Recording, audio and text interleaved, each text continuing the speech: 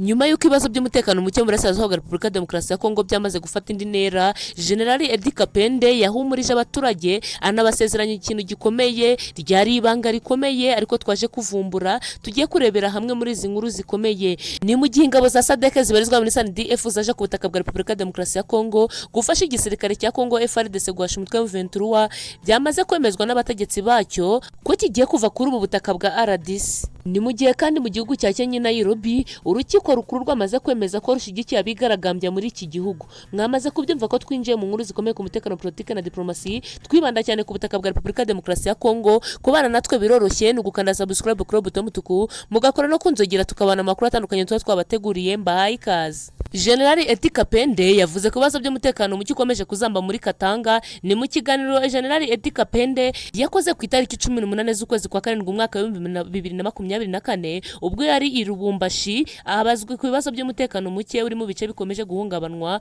Undi nawe avuga ko bigiye kugira iherezo. Muri iki kiganiro Ikigigitondo usanzwe ari komanda w'ingabo za Fardc mu karere ka gisirikare ka 22 yagikoranyemo n'abagize imiryango mpuzamahanga ishamikiye ku muryango w'abibumbye ikorera muri Grand Katanga, ndetse kandi iki kiganiro cyarimo abaturage bo muri aka karere. Ibibazo umujenerali Ikigigitondo yagiye abazwa ahanini byari birebana n'umutekano ukomeje kuba mubi, kandi nko muri iyi minsi ngo hakaba hakomeje kugaragara abasirikare benshi batazwi. Yanabajijwe kuri iki kibazo cy'abasirikare bakomeje kugaragara muri ibi bice, nawe asubiza ko abasirikare baba bahari mu rwego rwo kurinda iki gihugu. Ikigigitondo kandi yanashimangiye ko igisirikare cya Fardc kiri gukora ibishoboka byose kugira ngo umutekano muke mu gihugu cyabo ushire burundu. Ni mu gihe kandi hamenyekanye impamvu abategetsi bo muri Afurika y'Epfo basaba gucura abasirikare bayo bakavanwa muri RDC. Ni ibyasabwe n'ishyaka rya Democratic Alliance risanzwe ritavuga rumwe n'ishyaka riri ku butegetsi, risaba ko ingabo za Afurika y'Epfo zavanwa mu Burasirazuba bwa Repubulika Demokarasi ya Congo ngo kuko zidashoboye kurwanya umutwe wa M23 urwanira ukubaho kwabo. Iri shyaka rya Democratic Alliance ubushize ryabonye imyanya myinshi muri guverinoma ya Perezida Cyril Ramaphosa, rikaba riri gufatanya bya cyane n'iri riri ku butegetsi kubaka iki gihugu cya Afurika y'Epfo. Usibye kuba iryo shaka ryarabonye imyanya myinshi mu nteko nshingaamategeko no muri guverinoma ryabonyemo imyanya 6, bikaba biri mu byatumye ubuyobozi bw'iri shyaka busaba ko abasirikare ba Afurika y'Epfo bari muri Congo bataha, kandi bitaba ibyo ngo leta y'iki gihugu ikohereza ingabo zose z'iki gihugu kujya guhangana na M23, ndetse kandi ngo hagakoreshwa indege z'intambara nyinshi udasize na za drone. Mu gihe ibi byose bidakunze ngo ingabo zabo zigataha. Bikaba byamenyekanye ko Afurika y'Epfo yahawe amakuru n'ubutasi bw'igisirikare cyabo abahamiriza ko abarwanya ba M23 bipanze neza kandi ko biteguye kurwana n'uwari we wese, ndetse kubu biteguye bihagije gufata imijyi ikomeye. Bityo aba bategetsi bagatinya ko igisirikare cyabo kizashirira mu ntambara kirimo gufasha ingabo za leta ya Kinshasa mu ntara ya Kivu ya ruguru. Andi makuru avuga ko ingabo za Afurika y'Epfo zaba zarananiwe gukorana na Fardc n'imitwe yitwaje intwaro, ahanini biva kuba Fardc n'iyi mitwe yitwaje intwaro irimo FDLR na Wazalendo baragaragayeho kurya ruswa, kwiba abaturage no gukora ibyaha byinshi byo mu ntambara. Hagati aho mu byumweru 2 bishize byatangajwe ko ingabo za Afurika y'Epfo zapfiriye mu mirwano iheruka mu bice bya teritwari ya Rubero na Rucuru, nubwo nta mubare nyawo washizwe hanze. Gusa bikaba bivugwa ko ababarirwa muri 100 ari bo bahashize ubuzima. Gusa kugeza ubu nta gihe kirashirwaho cyo kugira ngo izi ngabo zibe zavuye mu Burasirazuba bw'iki gihugu cya Repubulika Demokarasi ya Congo. Ku rundi ruhande Nairobi urukiko rwitambitse imbere y'icyemezo kibuza myigaragambye kuba.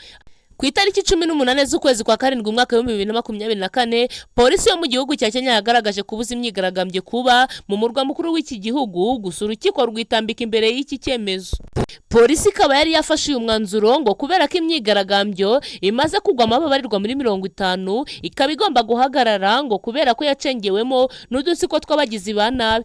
Ariko urukiko rufata icyemezo cyo guhagarika iryo tegeko ryari ryashyizweho n'igipolisi cy'iki gihugu cya Kenya. Bamwe mu bashigikiye imyigaragambyo bari bahamagariye urubyiruko kwitabira ndetse bakabaha n'ibikoresho byo gukambika muri parike ya Uhuru yegereye umujyi wa Nairobi, mu gihe abapolisi benshi bari bamaze kwipanga muri uyu mujyi kugira ngo babuze abakora iyi myigaragambyo. Iyi myigaragambyo iyobowe n'urubyiruko rwo hirya no hino muri Kenya yamagana izamuka ry'imisoro yarakomeje, na nyuma y'uko Perezida William Ruto akuyeho amategeko akirukana na guverinoma hafi ya yose. Abayoboye iyi myigaragambyo bavuga ko bifuza ko Ruto yegura banegura kandi bagasaba ko habaho amavugurura arandura ruswa n'imiyoborere mibi. Nanone kandi ku rundi ruhande nonaha Taliki yasabye ko u Rwanda na Uganda bafatirwa ibihano. Ni mu gihe Leta Zunze Ubumwe za Amerika zongeye akandi gahenge ko guhagarika imirwano muri Kivu ya ruguru. Si ibyo gusa kandi ku rundi ruhande Perezida Joe Biden kuri iyi nshuro yongeye guhagarwa na COVID-19.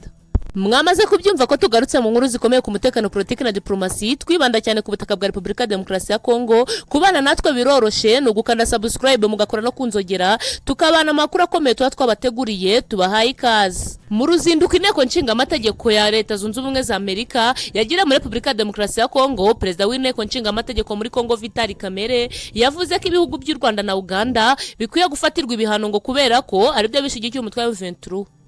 Aba badepite mu nteko nshinga amategeko ba Leta Zunze Ubumwe za Amerika bakaba baragira uruzinduko muri DRC bagiye kureba ko ibibazo by'umutekano bimaze igihe mu burasirazuba bw'iki gihugu uko byifashe. Mu kiganiro Taliki yagiranye n'aba badepite mu nteko nshinga amategeko ba Amerika, yababwiye ko amahoro n'umutekano bizagaruka mu burasirazuba bwa Repubulika Demokarasi ya Congo aruko ingabo z'u Rwanda n'iza Uganda zivuye ku butaka bw'igihugu cyabo. Taliki kandi yasabye Leta Zunze Ubumwe za Amerika gusaba akanama k'umuryango w'abibumbye gashinzwe amahoro n'umutekano ku isi gufatira ibihano u Rwanda na Uganda ngo kuko hari raporo nyinshi zagaragaje ko ibi bihugu bifite uruhare mu ntambara imaze igihe ibera mu ntara Kivu ya ruguru.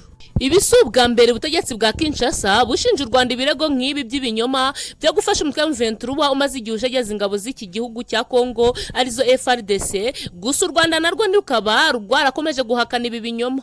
Ku rundi ruhande, nyuma y'uko Leta Zunze Ubumwe za Amerika zitangaje ko zitanze agahenge k'ibyumweru bibiri bivugwa ko kemejwe n'impande zombi zihanganye muri intambara mu burasirazuba bwa Congo, ariko bikanga bikaba iby'ubusa intambara igakomeza gufata indi ntera, Leta Zunze Ubumwe za Amerika zongeye gutangaza ko zishimiye agahenge ko guhagarika intambara kongerewe kangana n'iminsi 15 hagati y'impande zihanganye mu ntambara ibera mu burasirazuba bwa Repubulika Demokarasi ya Congo.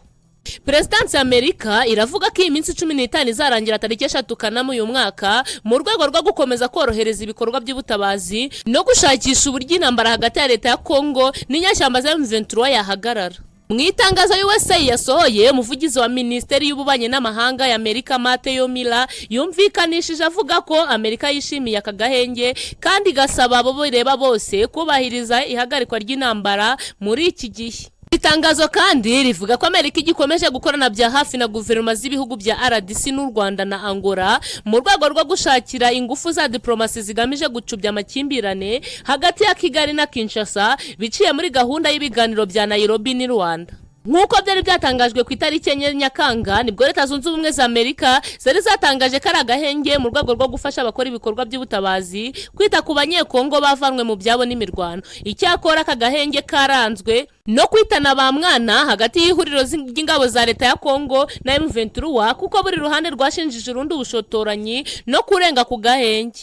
Amakuru ava ku butaka bwa Repubulika Demokarasi ya Congo yemeza ko muri kiriya gihe cy'agahenge hari imirwano yasakiranyije impande zombi yasize imidugudu yo muri teritwari ya Masisi inyeshyamba za M23 zihigaruriye. Hashize imyaka irenga 2 Leta ya Congo ihanganye n'inyashyamba za M23 mu ntara ya Kivu ya ruguru mu burasirazuba bw'iki gihugu cya Congo. Gusa umuryango w'abibumbye n'ibihugu by'Uburayi na Amerika bikomeze gushinja u Rwanda gushyigikira inyashyamba za M23 mu gutanga intwaro n'abasirikare, ariko inshuro nyinshi u Rwanda rwamaganira kure ayo makuru ruvuga ko ari ibinyoma. Nanone kandi mu itangazo ryatanzwe n'umunyamabanga w'ibiro by'umukuru w'igihugu cya Amerika White House avuga ko umukuru w'igihugu Joe Biden yanduye COVID-19 bikaba ari ku inshuro ya gatatu. Ni w'imyaka 83 yapimwe COVID-19 kuri uyu wa gatatu Taliki 17 Nyakanga ubwo yaragiye mu bikorwa byo kwiyamamaza i Las Vegas. Umuganga ukurikirana umukuru w'igihugu Kevin O'Connor yavuze ko Biden yerekanye ibimenyetso byo kudahumeka neza, ibicurane n'inkorora, nyuma akaza gusangwamo COVID-19. Ibyo byateye Perezida Joe Biden kutavuga imbwirwaruhame yari yateguye. Ibyo bikorwa kandi bikaba bihesha abari bamaze iminsi bamusaba guhagarika kuyobora urwitwazo. Gusa abanyapolitika batandukanye bakomeje kumusaba kuva mu guhatanira indi manda, harimo umuyobozi w'inteko nshinga amategeko ya California uvuga ko ibyabaye kuri Perezida Joe Biden byamuteye kumukemanga ko yaba afite ubushobozi bwo guhangana na Donald Trump. Nanone kandi ku rundi ruhande umutekano warushijeho kuzamba mu bice biherereye Goma mu ntara ya Kivu y'Amajyaruguru.